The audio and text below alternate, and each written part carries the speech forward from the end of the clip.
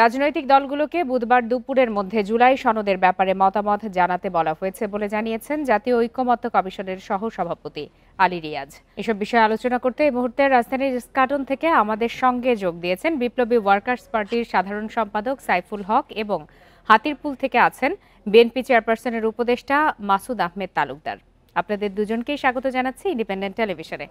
আমি শুরুতেই চলে যাচ্ছি বিএনপি চেয়ারপারসনের উপদেষ্টা মাসুদ আহমেদ তালুকদার আপনার কাছে প্রথমেই জানতে চাই যে জুলাই সনদ আর বিএনপির ৩১ দফার মধ্যে আসলে পার্থক্য কতটা রয়েছে? আপনার সময় অনেক কম। ৩১ দফা এবং জুলাই সনদ এখন পর্যন্ত পাবলিশ হয়নি, আপনাকে মাথায় রাখতে হবে। ৩১ দফা কিন্তু খসড়া করা হয়েছে যেটি সমস্ত দল হাতে পেয়েছে। শুনে নেন আমার কথা। জি। আর স্বৈরাচার পতনের অনেক আগে বিএনপি আনুষ্ঠানিকভাবে ৩১ দফা দিয়েছিল। সুতরাং ওই ৩১ দফা আজকে যারা সংস্কার প্রস্তাব দিয়েছে তাদের কোনোটাই ৩১ দফার মধ্যে নাই, এ কথা বলা যাবে না। আর জুলাই ঘোষণাটা আসলে আপনি যেভাবে উপস্থাপন করেছেন, বিএনপির ৩১ দফা আর জুলাই ঘোষণা দুইটা আমার কাছে ভিন্ন জিনিস মনে হচ্ছে। কারণটা হলেই জুলাই ঘোষণাটা হলো যে জুলাই থেকে আন্দোলন করে ৫ই আগস্ট পর্যন্ত স্বৈরাচারের পতনে এদেশের মানুষের যে ভূমিকা পালন করেছে স্বৈরাচার পতনের জন্য, সেখানে কার কি ভূমিকা ছিল, কার কতটুকু অবদান ছিল, কারা কারা স্টেক হোল্ডার, তাদের অবদানকে মূল্যায়ন করে এবং তার একটা আনুষ্ঠানিক স্বীকৃতিটাই হলো জুলাই ঘোষণা। এটা হলো আমার ব্যক্তিগত ধারণা এবং যারা বলছেন তাদের উদ্দেশ্য বোধহয় তাই। আর বিএনপির ৩১ দফা ছিল এই কারণে যে বিএনপি যখন বিরোধী দল ছিল, স্বৈরাচার জোর করে রাষ্ট্রীয় ক্ষমতায় বিনা ভোটে নির্বাচন করে ক্ষমতায় ছিল, তখন তারা রাষ্ট্রীয় সকল প্রতিষ্ঠানকে, সকল রাষ্ট্রীয় কাঠামোকে এবং দেশের মানুষের স্পর্শকাতর যে সকল প্রতিষ্ঠান ছিল তার সবগুলোকে দলীয় কাজে ব্যবহার করতে গিয়ে তার আচল চরিত্র হনন করে গিয়েছিলেন। অর্থাৎ মানুষের জন্য আর কিছু অবশিষ্ট ছিল না। বিএনপি যখন অনুধাবন করেছে যে না, দেশের প্রতিষ্ঠান যা মানুষের কল্যাণে থাকার কথা সেটা একটি স্বৈরাচারের কল্যাণে নিয়োজিত থাকায় তারা নিজেরাও চরিত্র হারিয়েছিলেন, স্বৈরাচার তো তার চরিত্র হারিয়ে দেশ থেকে চলে গেছে। সেই কারণে বিএনপি সংস্কারের জন্য চিন্তা করেছে এবং ৩১ দফা বাস্তবায়নের জন্য মানুষের কাছে উপস্থাপন করেছেন। এবং দেখেন আপনি নির্বাচনের কত আগে, কারণটা কি, বিএনপি ৩১ দফা তৈরি করে সেটা অর্থ এ নয় যে সেইটাই রাষ্ট্রে এসে বাস্তবায়ন করবেন যদি ক্ষমতায় আসেন। জি জনাব মাসুদ আহমেদ তালুকদার, আমি আপনার কাছে এটাই জানতে চেয়েছি যে বিএনপি যেহেতু ৩১ দফা দিয়েছে আর ঐকমত্য কমিশনে তো সংস্কারের কথা বলছে যেটি জনকল্যাণে হবে বলেই আশা করা হচ্ছে, সেজন্য আমি জানতে চেয়েছি যে আসলে আপনাদের ৩১ দফায় যেগুলো রয়েছে তার মধ্যে কি কি আছে এই ঐকমত্য কমিশনের বা জাতীয় সনদে। ঠিক আছে, আমি আপনাকে বলে দিচ্ছি। দেখেন, জাতীয় ঐকমত্য কমিশন সংস্কারের কথা বলছে, সংস্কারের প্রস্তাবনা দিবে। দেখুন সংস্কার কিভাবে হবে, শুধু প্রস্তাবনাই তো সংস্কার হবে না। আর সকল রাজনৈতিক সরকার সারা জীবন একটা ধারাবাহিকভাবে সংস্কার করে আছে, সংস্কার একটা চলমান প্রক্রিয়া। এখন আজকে যারা রাষ্ট্রীয় ক্ষমতায় তারা অন্তর্বর্তীকালীন সরকার, তাদের দেশে কোনো সংসদ নাই, নির্বাচন হয়নি। তাহলে সংসদ না থাকলে সংস্কার প্রস্তাবকে যদি ঐকমত্য কমিশনে গিয়ে সবাই ঐকমত্য পোষণ করে তাহলে আজকে সেটাকে আইনে রূপান্তর করে যেতে পারছে না। সেটার জন্য নির্বাচন লাগবে, পার্লামেন্ট লাগবে।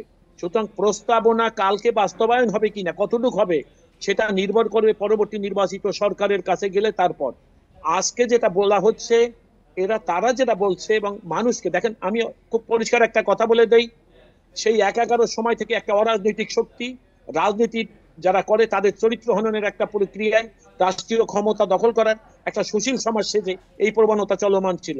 আজকে জনাব ইউনূস তিনিও কিন্তু ১১ সময় আসছিলেন রাষ্ট্রীয় ক্ষমতা দখল করার জন্য, কিন্তু দেখা গেল সাধারণ মানুষের মধ্যে তার কোনো ভিত্তি ছিল না বলে তেনাকে কিন্তু ব্যাক করে চলে যেতে হলো।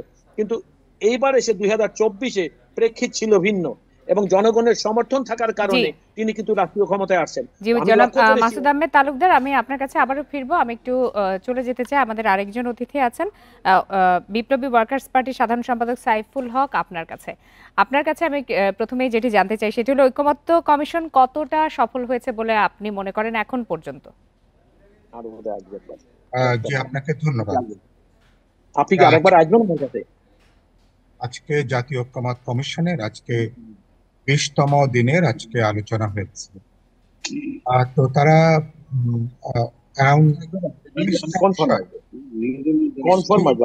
রাজনৈতিক বিষয় যে বিষয়ে আলোচনা করে ঐকমত্যের প্রশ্ন ছিল।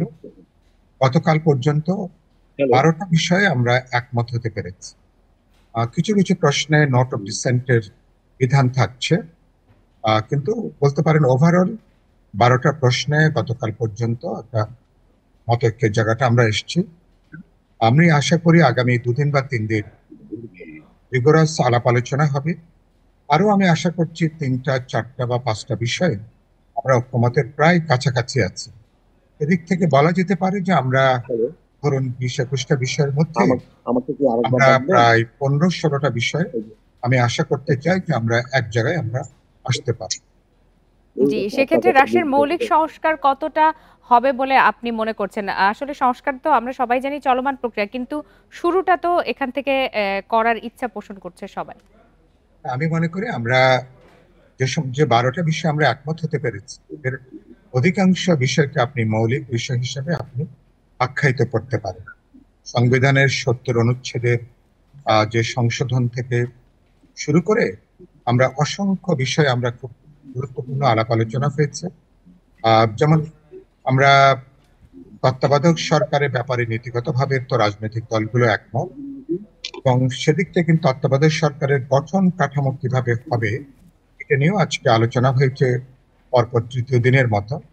তো আমরা আশা করছি আগামী 2-1 দিনের মধ্যে এরকম গুরুত্বপূর্ণ বিষয় সম্পর্কে আমরা আলোচনা করতে পারবো। আমরা নির্বাচন কমিশনকে এটাকে একটা সাংবিধানিক প্রতিষ্ঠান হিসাবে এটাকে সংবিধানে অন্তর্ভুক্ত করার ব্যাপারেও সেখানেও একটা আলোচনা হয়েছে এবং একটা সিদ্ধান্তের জায়গায় এসেছি। আজকে আমরা আলোচনা করেছি দুর্নীতি দমন কমিশনকে। জি, আজকে আলোচ্যসূচি এর মধ্যে গণমাধ্যমে এসেছে।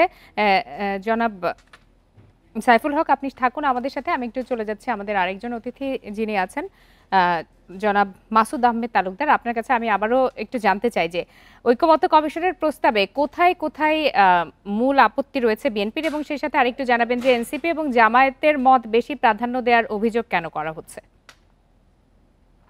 দেখুন, দেশে একটি মাত্র রাজনৈতিক দল, সেটা হলো বিএনপি এই মুহূর্তে, যাকে তার নিজের সঙ্গেই তুলনা করা যায়। বিএনপির সমকক্ষ কোনো রাজনৈতিক দল এখন আর এই দেশে নেই।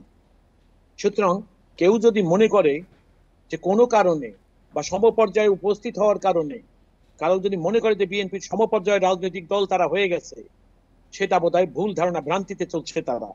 আসল ব্যাপারটা হলো বিএনপিকে যখন অযৌক্তিকভাবে, আপনি লক্ষ্য করবেন, আমি বারবার বলছি আপনাকে, আমি আবারও বলছি, যে একটা অরাজনৈতিক শক্তি যখন রাষ্ট্রীয় ক্ষমতা দখল করে, তাদের এখন উদ্দেশ্যই ছিল যে তারা বিএনপি চরিত্র হনন করে, এবং তার সঙ্গে আপনি যে 2টা দলের কথা এখন বললেন, তারা 2টা দেখবেন মিলিত সুরে কথা বলে, এবং তাদের উদ্দেশ্যটাই হলো এই যে তারা মনে করে যে বিএনপির চরিত্র হনন করতে পারলে তাদের পপুলারিটি বেড়ে যাবে।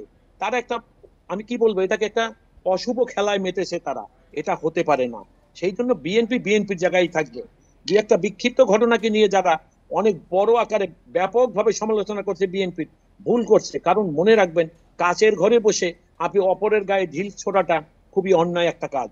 তো আমি মনে করি যে বিএনপি 16টা বছর আন্দোলন করেছে মানুষের ভোটাধিকার ফেরত দেওয়ার জন্য। বিএনপির হাজার হাজার মানুষ গুম হয়েছে, হাজার হাজার। বিএনপির লক্ষ লক্ষ মানুষ জেলে ছিল, 1 লক্ষের মতো মামলা হয়েছে, প্রায় 77 লক্ষ মানুষের নামে মামলা হয়েছে। আপনি দেখেন এই জিনিসগুলো, এই অবদান।